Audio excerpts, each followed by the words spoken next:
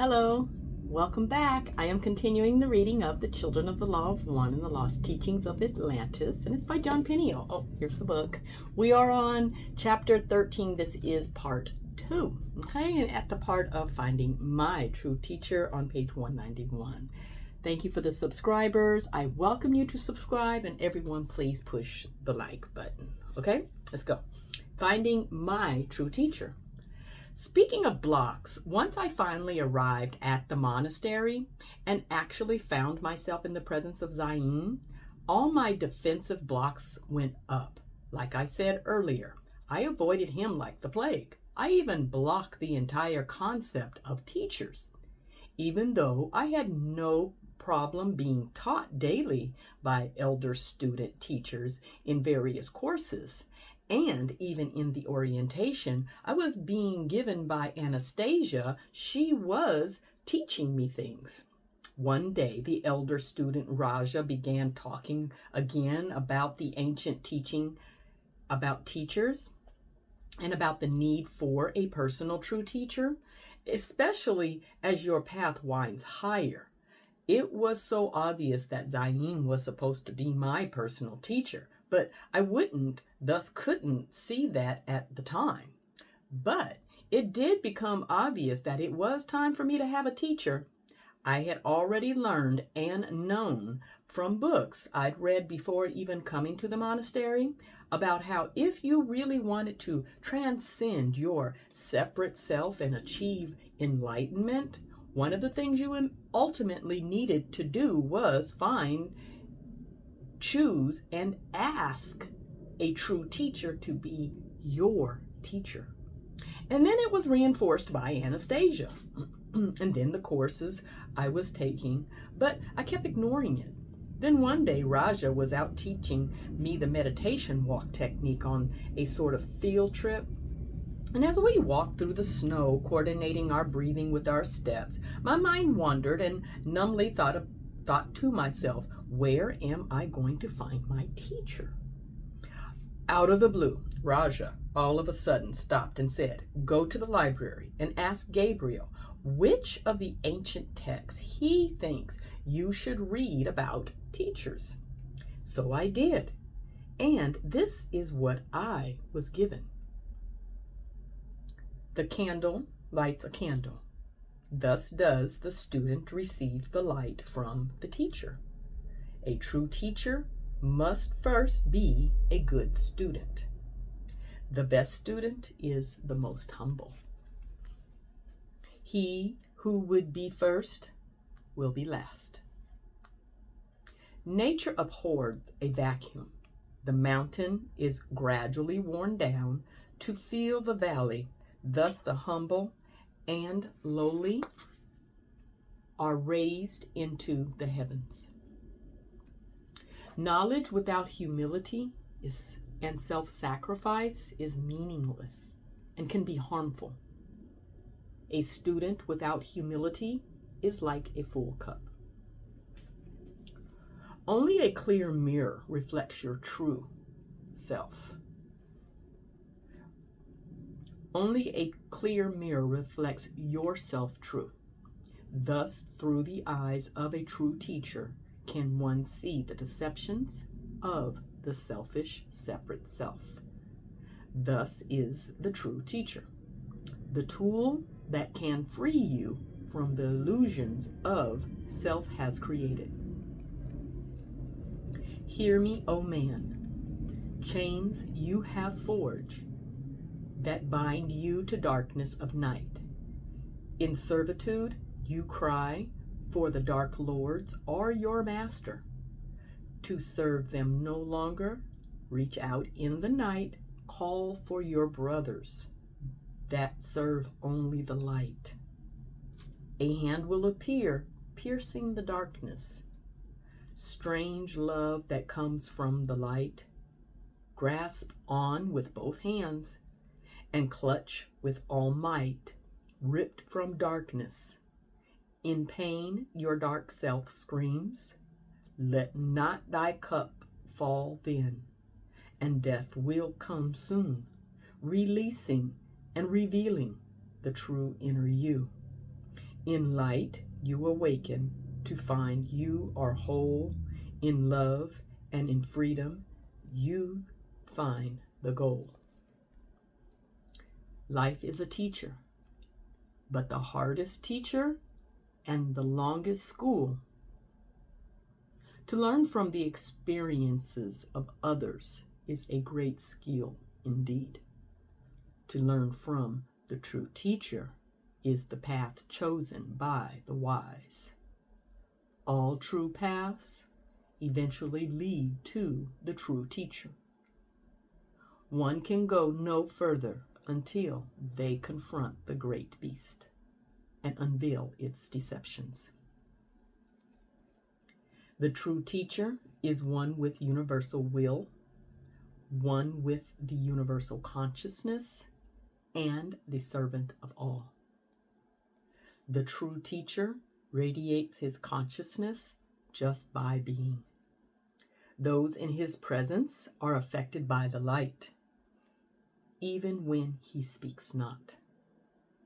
His light invokes fear and anger in the selfish, who live in the darkness of deceit, but nurtures and inspires the gentle, the kind, and the spiritually hungry.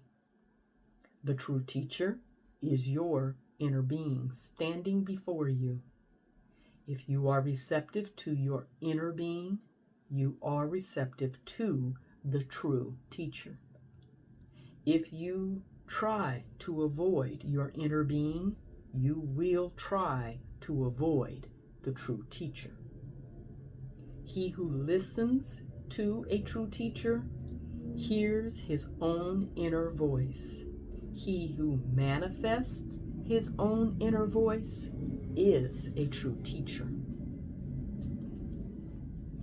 Now I am the teacher. Now you are the student. I give you my hand and take you home again. The wheel of life turns. Now you are the teacher. Now I am the student. You give me your hand and take me home again. So goes the cycle of life for the children who live the law of one, for brother sun and sister moon, who in harmony with universal will serve all. Let go and let God.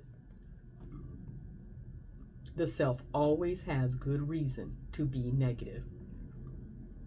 There is no reason good enough to stop loving. All inner beings are one. Let no being possess you in body, mind, or soul. Heed not to spirits. Guide you would they out of place. From the dark do these spirits, in harmony not with universal flow, know they not oneness with the all. The children of one light live among the men. Your spiritual self they are, your spiritual self show you they, to be one with all, one with the light. True teachers, masters of self, gone from this earth, commune not with the living, guide they not in voice or possession. Deceptive spirits come in guises to mislead and misteach those who would have them. Guidance seek ye only from masters in flesh. All true teachers be one with the all. As you be in flesh, you need guidance in flesh. To disallow dark deception, the self does befool. Urge you, do they all, to listen closely and only to the still silent voice of your true inner self. Find it within and find it without, your inner voice reflected, the true teacher in flesh. Well, that was great, but I was still in a quandary. Where could I possibly find my true teacher? Who was my true teacher? Then it hit me. Raja must be my true teacher. I mean, he was informative. He seemed to know my inner thoughts and read my mind. I was very comfortable with him, and most importantly, he was totally unthreatening to me. I didn't know it yet, but that was one of the problems. He was totally unthreatening to me because he did not yet have universal consciousness and was no threat to my selfish, separate self.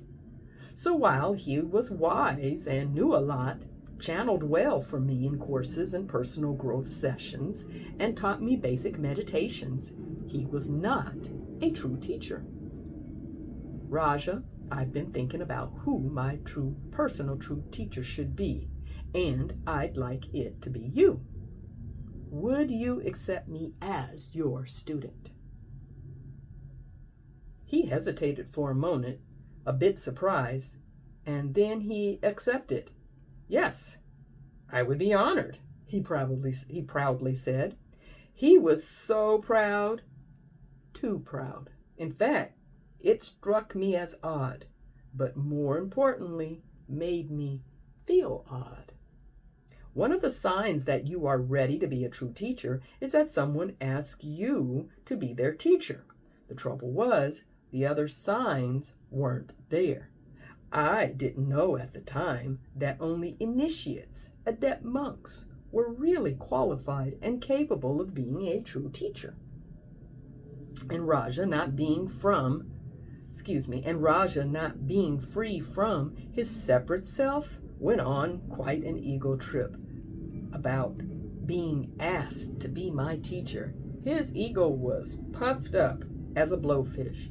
He had stumbled into one of the greatest traps that can snare you if you aren't enlightened, spiritual ego. Anyway, Raja was actually one of Zain's students. And when Raja went and told Zain about it, Raja's ego trip had become an ego rip. The blowfish was served on a platter with rice and tamari sauce. The next thing I knew, Raja was apologizing to me for misleading me and saying he would be my teacher. Even though I am teaching you, obviously, and in that sense, I am a teacher. I am a teacher to you. I am not yet a true teacher. I am not enlightened for one thing, and I am definitely not your personal true teacher. Then who is? That is for you to determine. Great. Back to square one. The true teacher. Much later, after I finally got it through my thick ego that Zain was my true teacher, he taught me about what makes a true teacher and how they teach through more than words. Father, what would you say the difference is between a true teacher and a teacher? When a person attains universal consciousness, they are done. They are finally free and again one with God. Their karma has been resolved and stands neutral. They are adepts, full initiates. At that time, they chose whether to leave this plane or stay on to help awaken the spirit within those who are still lost in the darkness of the separate self. Those who leave the plane we call ascended, and they work within the hierarchy. Those who stay are the true teachers of our order. By true, we mean true in the sense of alignment and undistorted mirror, or how a true arrow will be on a target. A true teacher having universal consciousness has made the great connection, found the balance of self-serving spirit, and lives thusly. They outwardly manifest the spirit, which again is the same spirit within us all, in words, actions, and being. A regular teacher does not. They have only knowledge, wisdom to give in their lives. I can understand how the actions would be different and would make for a substantially different way of teaching through their life example. But their being you emphasized that. What does that mean?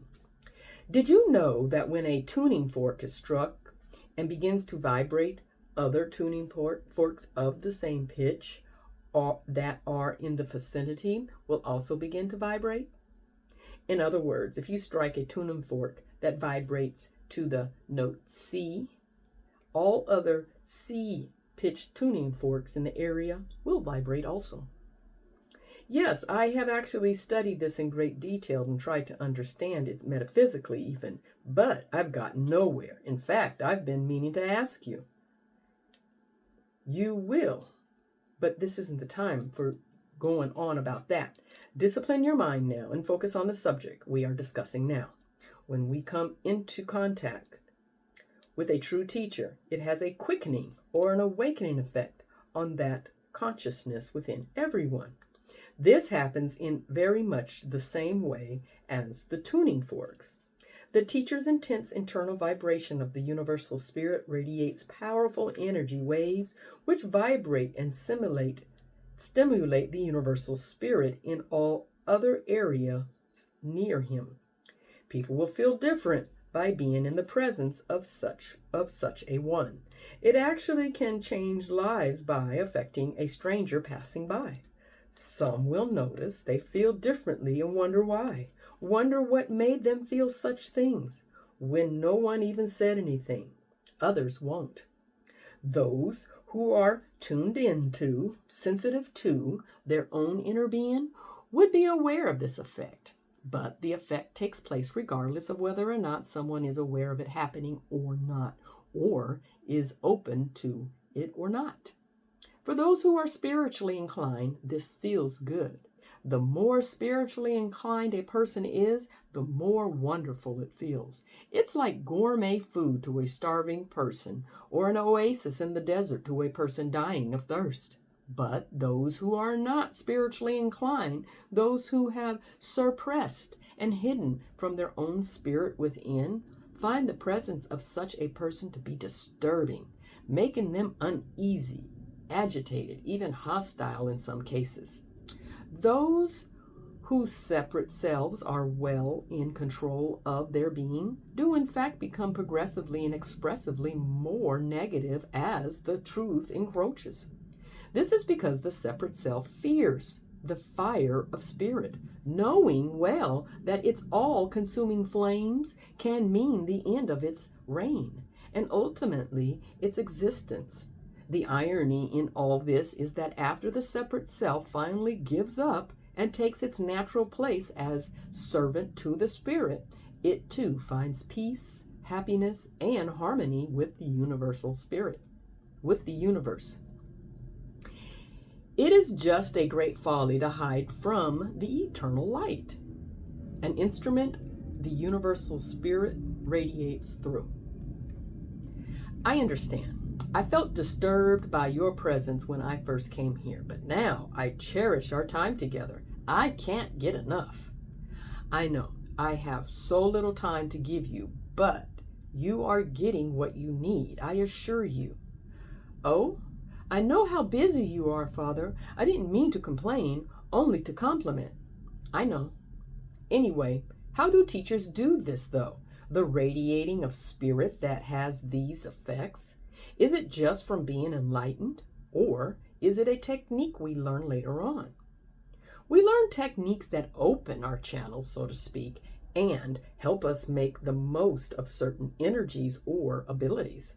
But the actual process of the universal spirit affecting people through teachers is not a technique or something consciously done.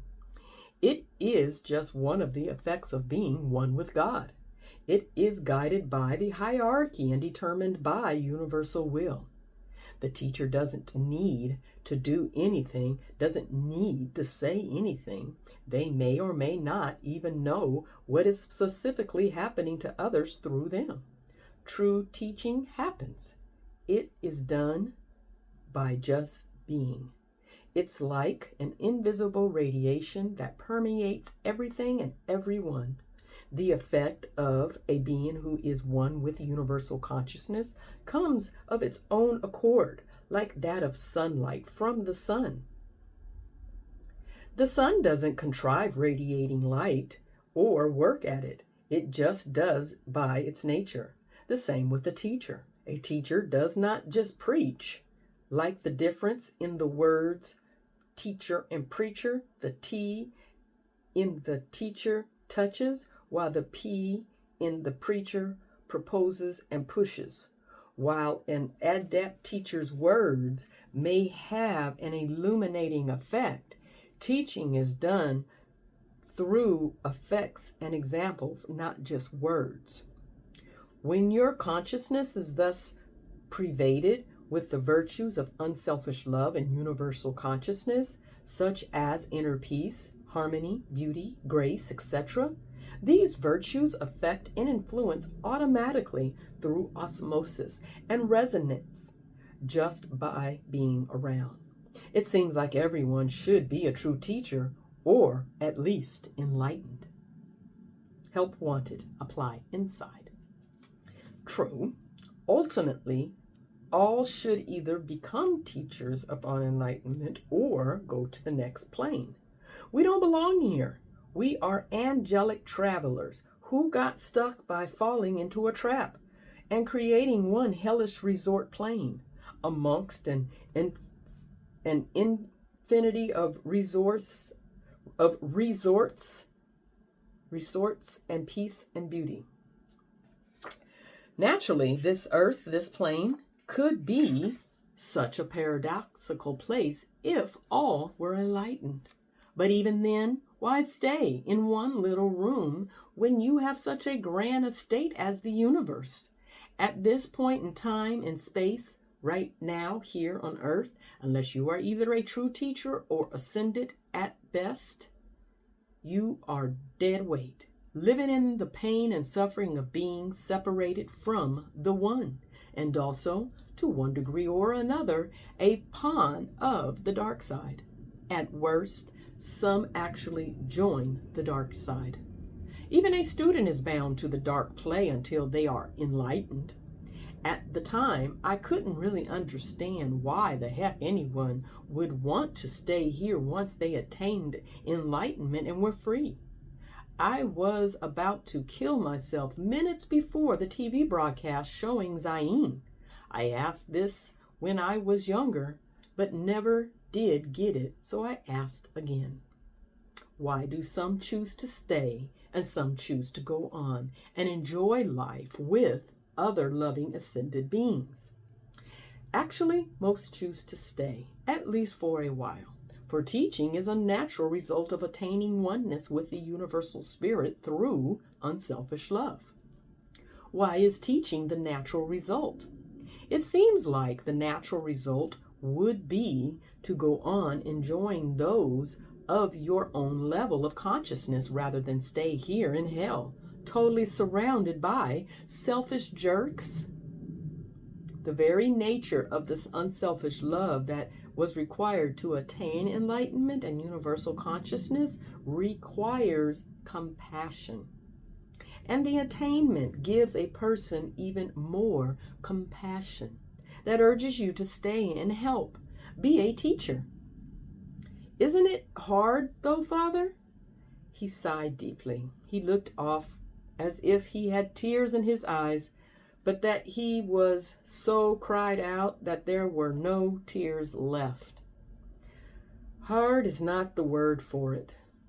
And teaching is the most unappreciated job, the hardest job, the most painful job in the world. Since the teacher is the instrument of exposing, dethroning the selfish separate self by virtue of reflecting the light of truth, the separate self really hates the teacher. It is one thing to feel this from strangers and the dark ones. But since the elder or novice student at most stages still really thinks, feels, and believes that they are the separate self, the student often is in conflict with the teacher. Thus, the teacher experiences that the people he is closest to in the world, his students, both hate and love him. More hate than love, because the separate self is still in such control of the student. It is a terrible feeling for the teacher, but it is what he must endure and the price he must pay to help free others from the bonds of their selfish separate self. You often feel this way towards me yourself, my son. No. Sadly, the truth was yes. While I loved him more than I could ever imagine loving anyone, I often hated him periodically, and that hurt him deeply. I didn't know how badly until my time to be a teacher came. I guess it's the old parental curse. Someday you'll grow up and have kids, and God forbid they treat you this way. Then you'll see. I want to help, Father. I want to be a teacher. Is there anything I can do to speed it up? Before you can be a good teacher, you must first be a good student.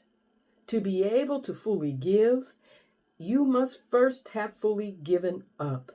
A cup cannot be filled unless it is first empty. Real teaching cannot be contrived, cannot be something you try to do. It will come in on its own time, when you have totally surrendered to the universal spirit and become an instrument of that will, not when you want to be a teacher. And think carefully. If you stay to be a teacher, new karma is created, and you are no longer absolved of all your past karma. Teaching begins the final stage of dealing with your karma and brings with it the most difficult times of your life. You also take on karma from your students. Finding your teacher. I've already told you of part of my personal experience in finding my teacher in this lifetime, but there are a few more details you may want to hear about should you choose to have a personal true teacher. There are several steps in getting a teacher. First, a relationship takes two people, and it is a two-way street. For there to be a true teacher, there must be a student. The teacher must be true, universally conscious, and thus radiating universal spirit, and the student must be receptive. Otherwise, little or nothing will happen. So, number one, you must be truly willing, receptive, humble, and ready to be a good student. Next, you must find a teacher and discriminate their validity. Make sure they are real, not a charlatan, and right for you on your path. Once you think you have found your personal true teacher, you must then deal with any doubts or reservations you may have.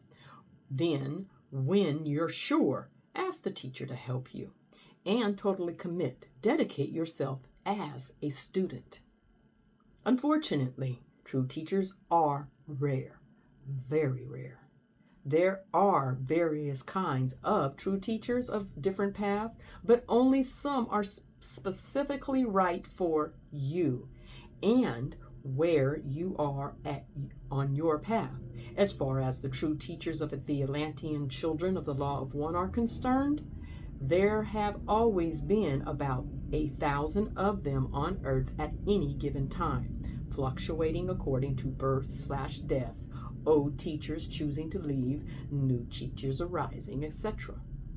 But when you consider that there are about 5 billion people on the planet, the ratio was pretty thin already. And now, after the attacks, there are only hundreds of our true teachers. And at best, you only get a chance at one in your lifetime.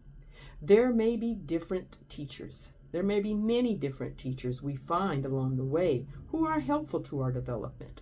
but most of us just have one special teacher who is meant for us, perfect for us, because they are from our particular soul group or near it. Father, I was finding a true teacher. Father, was finding a true teacher always the same? I already know what happens with our tradition, but what about those who are not, but once were or have gone so far off their path, but that are now looking to return? Or what about those of the other paths that need or want to change to this path? What do the ancient teachings say about how to find a true teacher for those who are not already of the children of the law of one? There are no teachings of the Atlantean children on this, for it was the path for those who fell from their spiritual state in those days, at least of the Atlanteans, and even for some of those of Mu and the others who originally belonged to our general soul groups.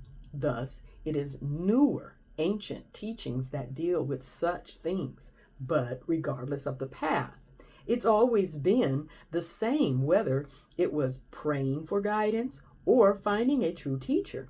It involves an inner change and inner crying out. You have said I am to write about the teachings for the masses in the future. What should I say about this specifically? Specifically for finding a teacher, there are two things to be done two ways. Write this down, Peniel. This you should write. If you really want a true teacher, you call for your teacher. You do an affirmation inside yourself, proclaiming before the universal spirit, declaring with meaning and feeling that you are ready to really go for it, that you want whatever you need to change and become one with God, that you are ready to be purified. Once you have really done this and really begun to listen to your own inner being through your inner voice, that still silent voice of truth, then you're ready and it is time. Then you will find your teacher, but don't expect your teacher to be wearing a sign or seeking you out and say, "Hey, I'm your teacher." It's your duty to seek, find, and initiate the contract. And don't ignore the obvious. It may be one who was already there in your life for some time, but that you did not have eyes to see previously because you weren't ready. You may not even know the person was a teacher, depending on their guise. More likely, it may be a new player who shows up in your life or someone you heard about from another source, and it's your responsibility to seek him out from there. However, whoever or whatever the circumstances, your true teacher comes into your life because you have called or prayed for such help and guidance, not because he is looking for students. Making sure you found a true teacher. Let's say someone has done that and they think they found a true teacher. What do the teachings say about how to be sure you have a true teacher? This is a dilemma that has always existed. There are so many different fakes and fakers out there. Appealing to selfish spiritual ego trips is a lucrative business for greedy fakes. And the separate self wants people to choose the fakes or the enlightened rather than the true teacher. So people must be very discriminating about who is or isn't a true teacher before they become their student. Why before they become their student, Father? A person can just leave anytime they realize the person is a fake, right? True, but sometimes there are teachers along a person's path, fake or real, that are not your true teacher. yet they are part of your path, and you are meant to leave them when your consciousness expands past what theirs is or what they can offer. They are stepping stones to the sincere seeker and traps to the insincere. But your true teacher is the only one that represents the ultimate demise of the selfish separate self and the return of control to your inner being, to the will of the universal spirit. So to those who think they are the separate self, which is everyone who is not enlightened, the true teacher is the hardest one to deal with. One yourself wants to run away from like a scared animal, and at the same time, the one most desirable and attractive to your inner self, your true self. So, you must discriminate clearly before you dedicate to being a student, because after you really do find a true teacher and commit and dedicate to being his student, your separate self will begin working on ways to get away, to escape its fate in this life and death struggle. It will generate false inner voices in attempts to confuse and mislead you and make you think it is not your true teacher, or many other things in an attempt to mislead you and get you away from the true teacher, and thus you will need to stick by your decision to get through it. Regardless of all this misleading, which can seem very real and valid, this requires great respect, humility, commitment, and dedication that should not be retracted once the decision is made, unless there are truly inner voice alarms going off that something is very, very wrong. We have compiled a list of few things that may help you make this prior discrimination. The list is not complete, however, and there are others warning signs of a fake. And the list may not apply to some teachers because they are not fakes, yet they may not be an enlightened true teacher. Plus, these things are not written in stone. And you need to use your own judgment, common sense, and inner voice. Finally, do not use the list to judge your teacher after you have decided they are your true teacher, because it is probably your separate self trying to deceive you with rationalizations and a false inner voice in order to find an excuse to leave your teacher or give up. Possible signs of a false teacher. Number 1, charging money. Unfortunately, the truth of the matter is that there are people out there who claim to be teachers, guides, gurus, channelers, or whatever, who are actually just con artists, who are in it for the ego trip, for money, power, or all of the above. I'm not talking about psychic readers, therapists, seminars, or lecture givers who do a limited specific service for a fee, whether legitimate or not. I'm talking about those who claim to be teachers and say they want to help free you from your pain, your bonds, and transform your life spiritually, or give you important spiritual knowledge and put a price on it. There is no way a truly compassionate being could put a price on this. Could you think of a justification to deny peace of mind and attaining enlightenment because of money? It is one thing if there are truly allowances to provide free spiritual aid for anyone who really has no financial capability. But in general, if someone is putting a price on such services, they don't really care about others. How could they? And if they don't really care, can they be someone who really cares? Be someone who can really help you spiritually? Obviously not.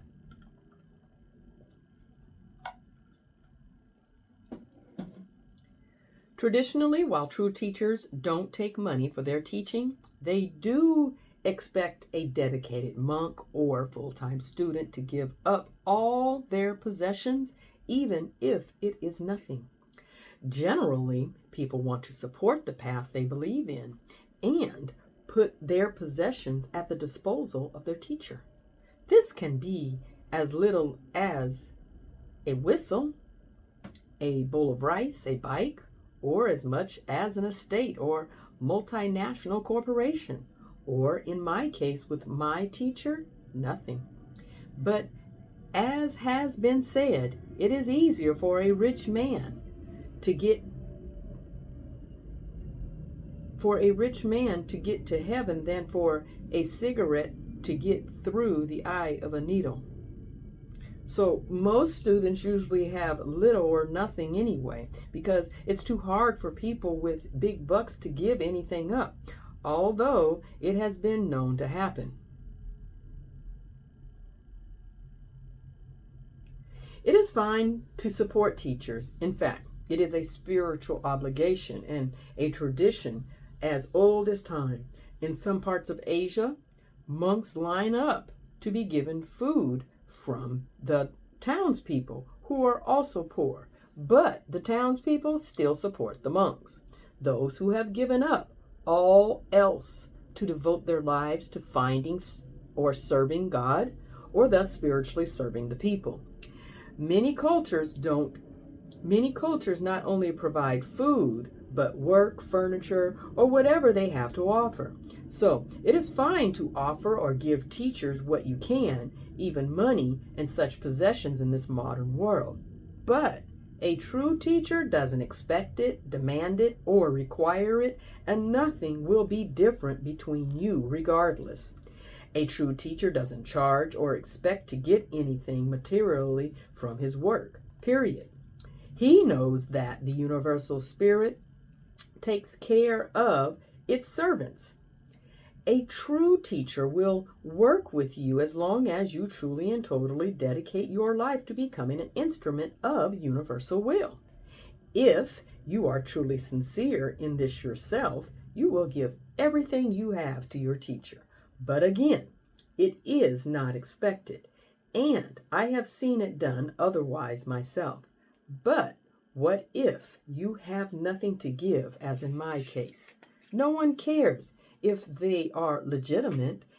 On the other hand, if you have a lot to give and you don't want to, it shows how sincere you aren't, and how much selfishness and greed has a hold on you. But again, I have seen it done, and wealthy students accepted, even though their selfish greed still has hold on them, over them. But what can you expect when all students are still under control of their selfish separate selves? When that is still in control, it's easy to give nothing if you have nothing to give, but hard if you do.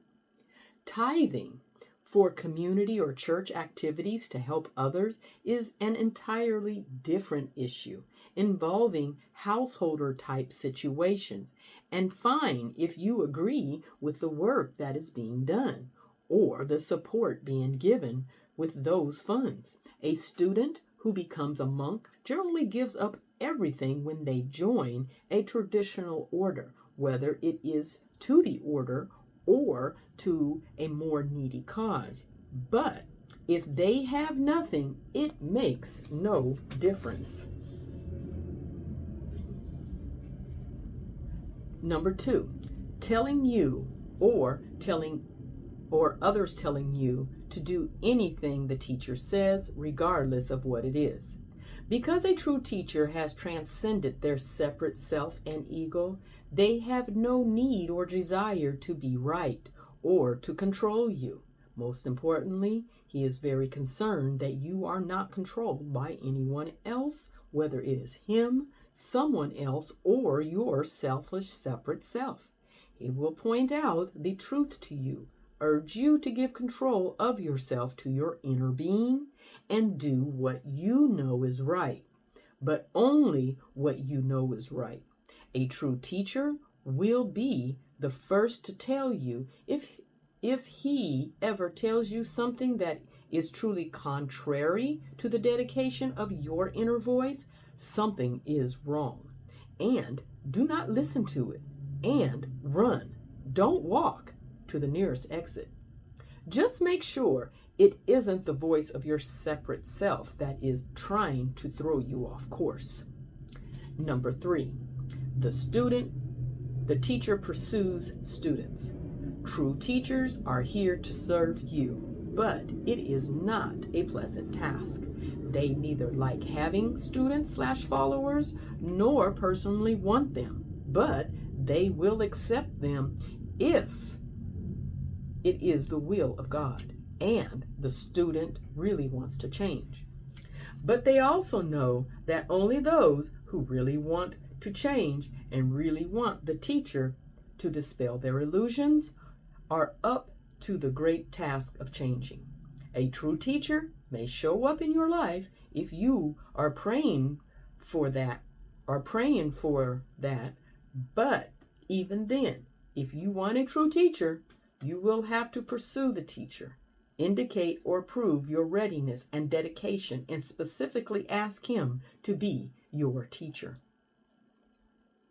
Number 4, the teacher stresses self, boosts your ego, or tells you of the great things yourself can accomplish, or abilities and power yourself can attain. The true teacher is not there to reinforce or empower yourself. The true teacher is there to help you dethrone the separate self and crown your inner self as your new Lord. He may tell you of what you will selflessly be able to accomplish when you change, but all abilities and powers are attributed to surrendering to and being in the service of God.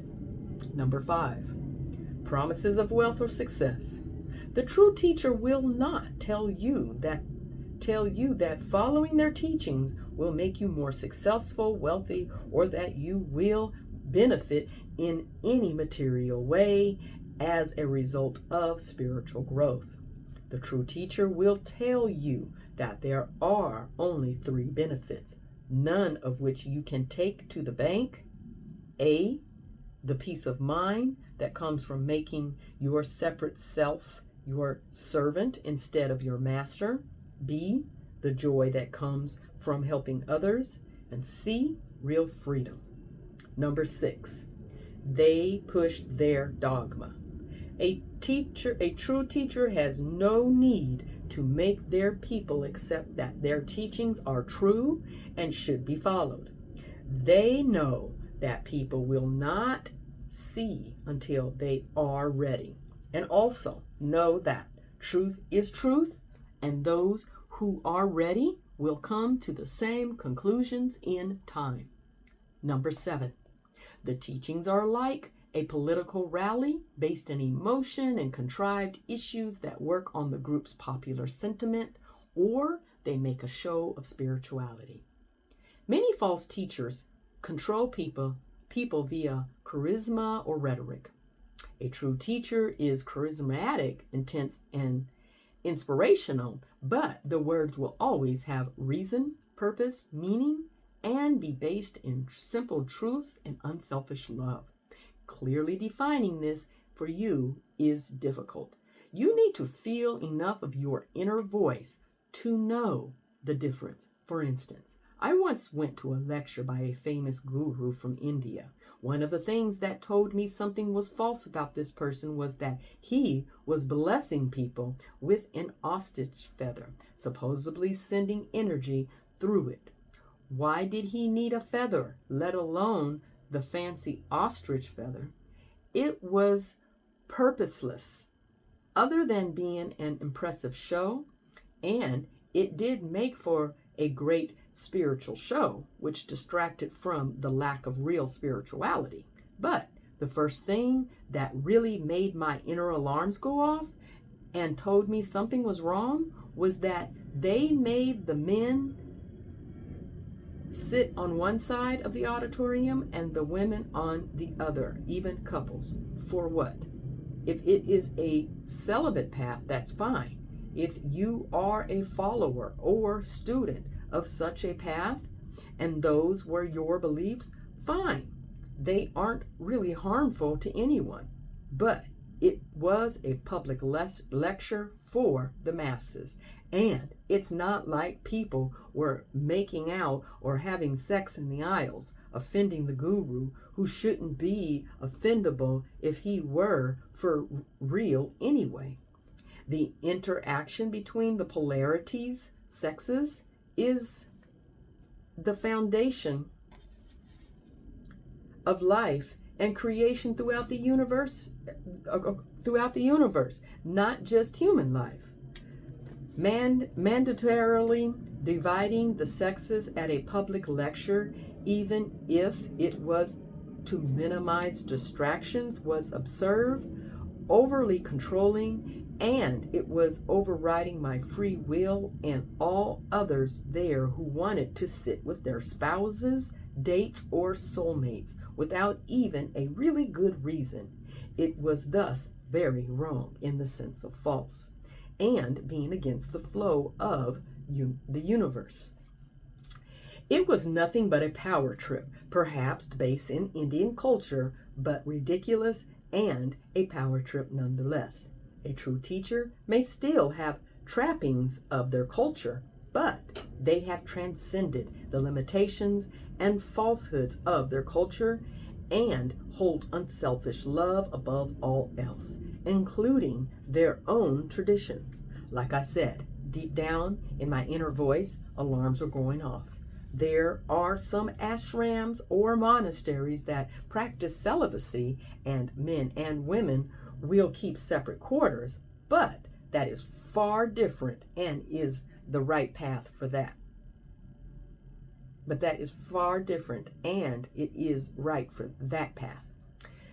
That doesn't trigger my inner voice alarms at all. But at this lecture, the sexual separation was purposeless and an untrue action that reeked of ego and controlled for the sake of control. What this false guru was doing made me cringe inside, and would do the same for anyone who was really seeking true spirituality rather than looking for a spiritual ego trip. Number 8, their ego gets offended for any reason. Again, a true teacher has transcended their selfish, separate self, and with it, the separate self's defensive ego. The ego changes to become nothing but selfless confidence. The knowingness that they can do whatever the universal spirit requires of them, and that forces of the universal spirit will work through them if it is within universal will. Questioning them about anything, insulting them, or verbally attacking who they are gets no normal ego rise from them. An exception to this is if you have already become their student, then questioning them about things that are not in conflict with your own inner voice is just a game yourself is playing. Number 9, channeling. If a certain group, explained later and in the next chapter, okay. Channeling of a certain kind. All right, so number 10, lack of unselfish love. A true teacher will probably be the first person you have ever met that really loves, totally and unselfishly. He loves you more than himself. If you are at all sensitive, you will feel this. If you find instead that awareness or concern for others is lacking, or there is a lack of unselfish love, kindness, and caring, it's not the real thing. Okay, I'm going to stop there, and we'll pick up on page 204 at the signs of a true teacher. And this is chapter 13, part 2. in the reading of The Children of the Law of One and the Lost Teachings of Atlantis. Thank you so much for listening. Please share this information, subscribe, push that like button, hit the notification, do all the fun stuff that is absolutely free, as well as this information. Okay, let's all ascend together, enlighten together, whatever. And until then, have the most benevolent day.